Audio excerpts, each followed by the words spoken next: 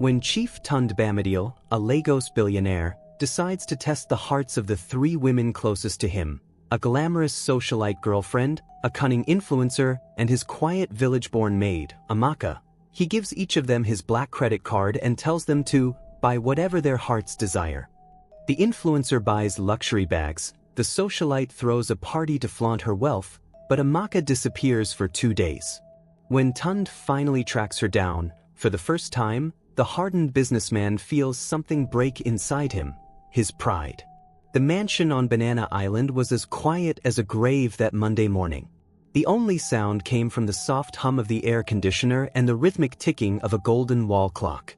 Chief Tunde Bamidele, Lagos' most talked about billionaire, sat in his study wearing a silk robe, his eyes fixed on the city skyline beyond the glass walls. Down below, the streets buzzed with life, okadas zigzagged between cars, vendors shouted prices, and somewhere in the chaos, people struggled just to survive. But inside this palace of marble and glass, Chief Tunde felt nothing. He had everything a man could dream of: fleets of cars, estates across the country, and a reputation that made even politicians bow. Yet, at 52, loneliness clung to him like an unshakable shadow. His phone was always buzzing with invitations, business deals, and women trying to find a place in his world. But deep inside, Chief knew what they wanted. No one cared about Tunde, the man. They only loved the billionaire, the brand. He poured himself a glass of Hennessy and chuckled bitterly. So much money, yet no peace, he muttered. The last woman he had dated had left because he refused to buy her a Range Rover. Another before her had stolen from him. He sighed deeply. All of them love the money, he said under his breath. But that morning, an idea began to form in his mind, a strange but thrilling one. He would test them, not all women, but the three who currently surrounded his life. The first was Bimp, his glamorous girlfriend, a socialite whose perfume entered a room before she did. The second was Sandra, a beautiful but cunning influencer who had been chasing a sponsorship deal with him. And then there was Amaka, his housemaid, quiet, obedient, and invisible. The village-born girl had worked for him for 2 years, and he barely noticed her presence. Yet she had a kindness that unsettled him sometimes. Chief leaned back and smiled to himself. "Let's see who really has a heart," he said. He picked up his phone and called his personal assistant. "I need 3 black credit cards," he ordered. "Each one must have no limit. Deliver them before noon." By midday, the cards arrived. Chief studied them, each one identical, gleaming with promise and temptation. He couldn't help but grin. Now let's see what happens when money meets the heart. Later that evening, he sent messages to all 3 women, inviting them to his mansion the next morning. He gave no details, only that he had something special to discuss. As he sipped his drink and watched the sun set over the Lagos lagoon, Chief Tunde felt a spark of excitement he hadn't felt in years. He was tired of empty affection, tired of fake smiles. This was more than a game. It was his way of finding truth in a world built on lies. And by this time tomorrow, he would begin the test that would change his life forever. The following morning, Chief Tunde's mansion was unusually lively. The long marble corridor echoed with the clicking of high heels, the scent of expensive perfume, and the faint rustle of silk dresses. Bimp, dressed in a tight red gown that hugged every curve, strutted into the living room like she owned it. Her makeup glowed, and her smile could melt diamonds. Beside her, Sandra scrolled through her phone, adjusting her wig in the reflection of a glass table. She wore designer sneakers and carried a bag that cost more than most people's cars. Amaka entered quietly, wearing a simple Ankara gown and worn slippers. She kept her head low, unsure why she had been summoned among such glamorous women. Her calloused hands twisted nervously around the edge of her wrapper. Chief Tunde entered the room moments later, dressed in a cream agbada that shimmered under the light. He looked at the 3 women seated before him and smiled faintly. "Good morning, ladies," he said, his deep voice commanding attention. "I invited you here because I want to do something different today. You've each been a part of my life in one way or another. Bimp, you've been by my side through social events. Sandra, you've handled some of my media work, and Amaka, He paused, his gaze softening slightly. You've kept this home running quietly. The women exchanged puzzled glances. Chief reached into his pocket and placed 3 black credit cards on the glass table before them.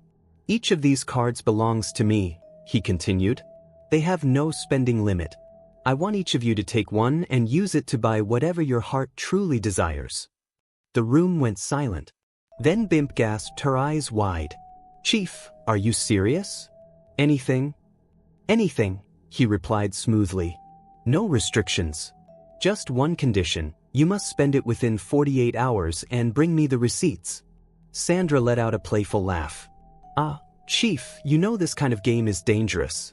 But I like it. She quickly grabbed one of the cards, her mind already racing with images of luxury stores in Victoria Island. Bimp's smile stretched wider.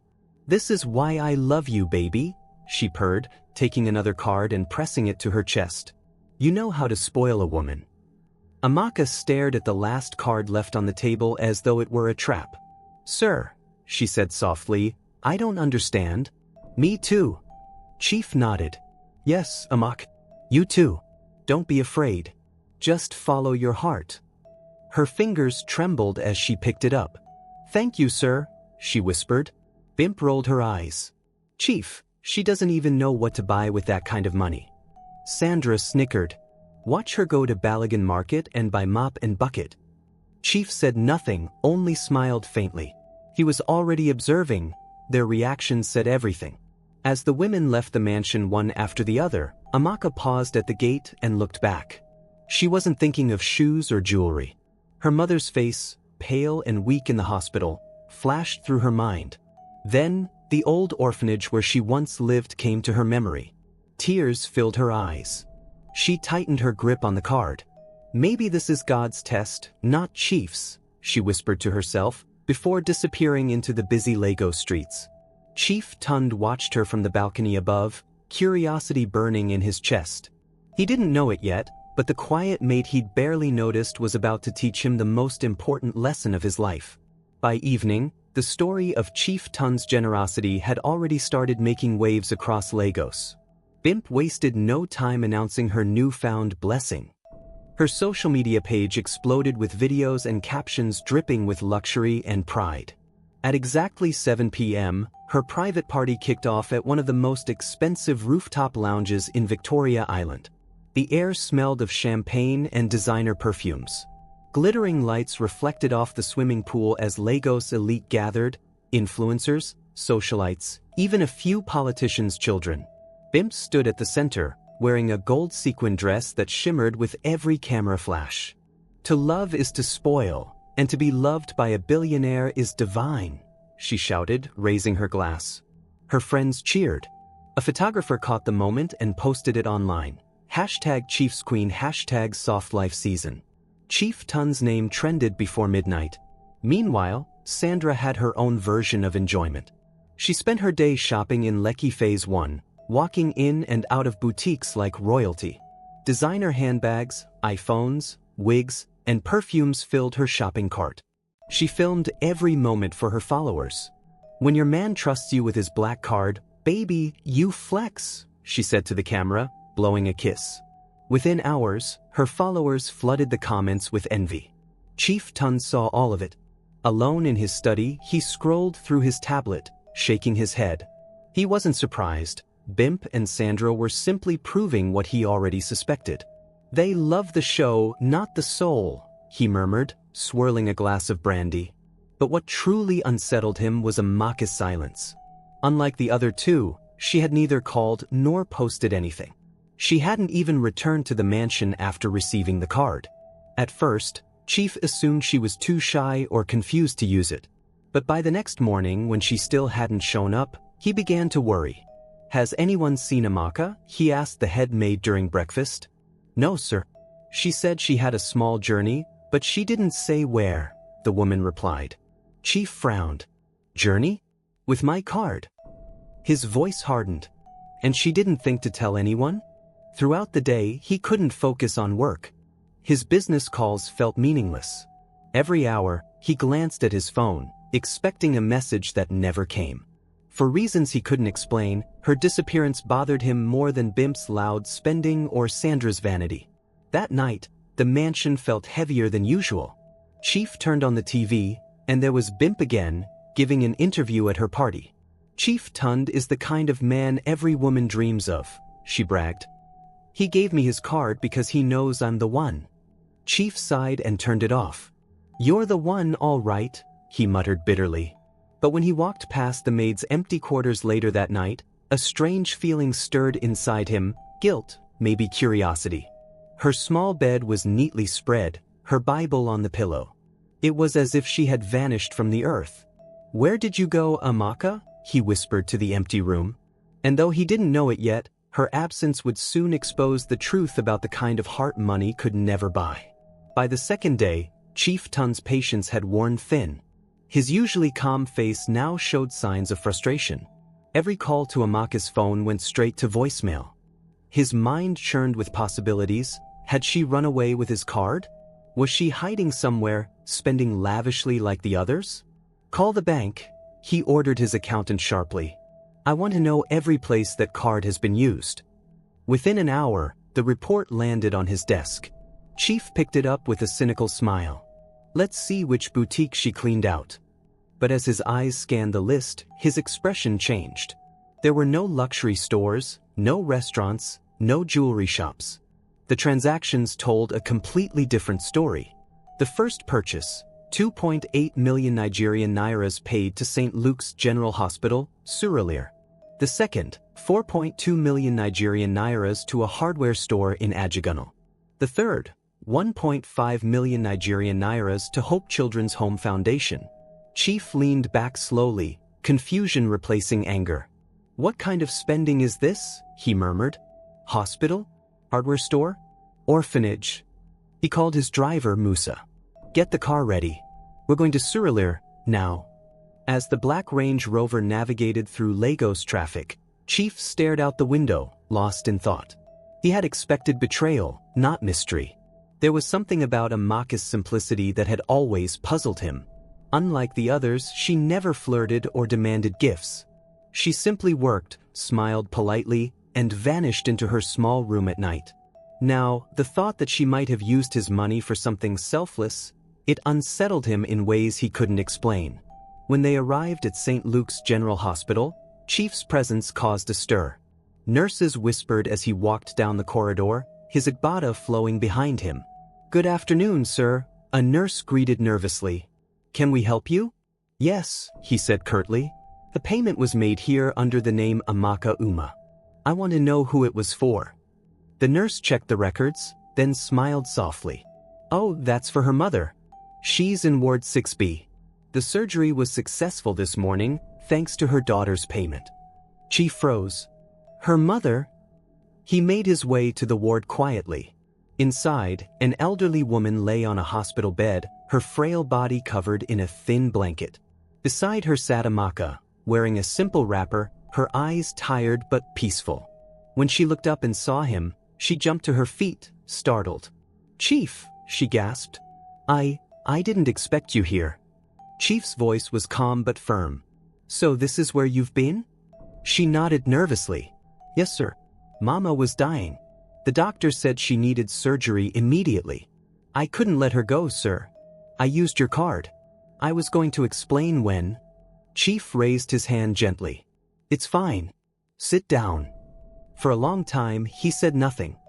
He looked at the sleeping woman and then at Amaka's weary face. "You spent millions on this," he said quietly. "You could have used it for yourself." Tears filled her eyes. "Sir, money comes and goes. But I only have one mother." Something inside Chief shifted. For years, he had measured people by greed and gain. But now, watching this simple girl sacrifice everything for love, he felt something break deep within him, his pride. He turned away, clearing his throat. "Finish what you started here," he said softly. "Then take me to Ajigunle tomorrow. I want to see what else you did." As he walked out of the ward, the nurses stared after him. The mighty billionaire, known for arrogance and control, suddenly looked humbled. The next morning broke bright and humid, the Lagos sun already burning against the skyline. Chief Tunde waited in his car outside St. Luke's Hospital, dressed more simply than usual, a white linen shirt and trousers. For the first time in years, he didn't care about appearances. He was there for one reason: to understand this strange, quiet maid who had done the unthinkable with his wealth. Amaka stepped out of the hospital carrying a small bag. Her eyes widened when she saw him waiting. "Chief, you didn't have to come," she said shyly. "I said I'd see what else you did," he replied calmly. "Let's go." She hesitated, then nodded and directed the driver toward Ajigunle. As they left the paved streets of Surulere and entered the narrow, dusty roads, Chief grew silent. Children played barefoot in puddles. Market women shouted over prices. Tiny kiosks leaned against one another like tired men. It was a world far from Banana Island, and yet, Amaka seemed perfectly at home. They stopped in front of a crumbling building with faded blue paint. The sign above the rusted gate read, "Hope Children's Home." The sight of it made Amaka's eyes soften. "This was my home," she said quietly. "I grew up here after my father died. Mama couldn't feed us then, so the orphanage took me in until she found work." Chief looked around, noticing men repairing the roof while women painted the walls. Some children ran toward Amaka the moment she stepped out of the car, squealing in joy. "Auntie Amaka," they shouted, wrapping their little arms around her legs. She laughed and knelt to hug them, her joy pure and unrestrained. Chief followed her through the gate, and for the first time in his life, he felt small. He saw what his money had bought: not gold, not cars, not fame, but hope. New mattresses were being unloaded from a truck. Buckets of paint sat by the wall. A man with a hammer turned to greet them. "Good afternoon, sir," he said respectfully. "Madam here don't pay for everything. She say we must finish repairs before rain starts again." Chief turned to Amaka, his throat tightening. "You did all this?" She nodded. "The roof collapsed last year. The children have been sleeping under leaking ceilings. I couldn't watch it happen again. When you gave me that card, I thought, maybe God was giving me a chance to fix what once sheltered me." For a long while, Chief said nothing. The laughter of children echoed around them. He felt a strange ache in his chest, a mix of guilt, admiration, and something softer he couldn't name. He had spent millions on watches and parties, but he'd never seen his money build happiness like this. When he finally spoke, his voice was low. "You know, Amaka, I've spent half my life surrounded by people who only take. But today, I've met someone who knows how to give." Amaka smiled shyly. "Sir, I didn't do it for praise. I did it because it was right." He looked at her for a moment longer, then turned away quickly, pretending to check his watch. His eyes, however, glistened in the sunlight. As they left Ajigunle, Chief Tunde sat in silence. The city rushed by in blurs of color, but his thoughts were somewhere else, on a humble girl who had shown him that true wealth wasn't measured in naira, but in compassion. And for the first time in a long while, Chief Tunde felt something close to peace. When Chief Tunde returned to his mansion later that evening, the air inside felt heavier than usual. The marble floors gleamed, the chandeliers sparkled, but everything seemed hollow after what he had seen in Ajigunle. The sound of laughter from the sitting room drew his attention. Bimp and Sandra were there, waiting for him, both dressed like they were attending a fashion show. "Baby!" Bimp said excitedly, rushing to greet him. "We've been waiting all day. I hope you're proud of what I did with your card. The party was a hit. Everyone's talking about you." Sandra smirked from the couch, tapping on her phone. "Yes, Chief, social media is buzzing. You're trending again. Hashtag the Billionaire blesser. You should see the numbers. It's all love." Chief stared at them for a moment, saying nothing. He placed his walking stick gently by the side table and sat down slowly. His silence made both women exchange nervous glances. "So," he began calmly, "you both spent the money?" "Of course," Sandra said, laughing. "You told us to buy whatever our hearts desired. And we did. I got myself new bags, shoes, perfumes, you know, the good life. That's what women like us deserve." Bimp nodded quickly. "And I used mine to host the best party Lagos has ever seen. Everyone knows you have the most generous heart, baby." She leaned forward, smiling. "So, Who impressed you most? Chief looked from one to the other, then leaned back. You want me to be honest? Sandra folded her arms. Of course, Chief. We know we did well. Chief smiled faintly, but it wasn't the kind of smile they expected. Let me tell you what each of you bought, he said softly. Bimp, you bought attention. Sandra, you bought vanity. But there was a third woman, my maid, Amaka, and she bought humanity. The words hit the room like a thunderclap. Bimp blinked in confusion. What do you mean? Chief rose slowly, his voice firm but calm. While you were throwing parties and shopping for perfume, Amaka used her card to pay for her mother's surgery, a surgery that saved her life. Then she rebuilt an orphanage where she once lived as a child. That's what she bought. Do you understand now? Silence. Bimp's lips parted slightly, her fake confidence dissolving. Sandra shifted uncomfortably. That maid? The same one who washes clothes here? Yes, Chief said coldly. The same one. And in her humility, she showed me more love and wisdom than both of you combined. Bimp frowned, her pride stinging. So what are you saying, Chief? That you prefer her to us? Chief looked at her, his expression unreadable. I'm saying that character is the only true beauty, and you both failed the test. Sandra grabbed her bag angrily. Well, if you wanted a saint, you should have gone to church, not to women like us, she snapped, storming out. Bimp stayed a moment longer, her voice trembling with frustration. You'll regret this, Chief. No woman of my level will ever look at you again. Chief smiled faintly. Then I suppose I've been looking in the wrong places all along. She hissed and left, slamming the door behind her. The echo lingered in the silence. For the first time in years, Chief Tunde sat alone, but the emptiness felt different this time. It wasn't painful, it was cleansing. He poured himself a drink, staring at his reflection in the glass. Somewhere deep inside, the hardened billionaire began to crumble, not from loss, but from awakening. The mansion was quiet that night, painfully quiet. Chief Tunde sat in his study, the amber glow of his desk lamp reflecting off half-empty bottles of brandy. Outside, rain drummed softly against the windows, a rhythm that matched the heaviness in his heart. He had dismissed his staff early, craving solitude. The laughter, the noise, the endless pretense of Lagos society, all of it suddenly felt meaningless. For the first time in decades, he felt stripped of the armor money had built around him. He thought of Bimp's hollow eyes, Sandra's pride, and then Amaka's trembling hands as she explained what she had done with his card. He could still hear her soft voice. Money comes and goes, sir. But I only have one mother. Those words echoed in his chest. He rose from his seat, walked to the mirror, and stared at himself. Who am I really? He murmured. A man with money, but no heart.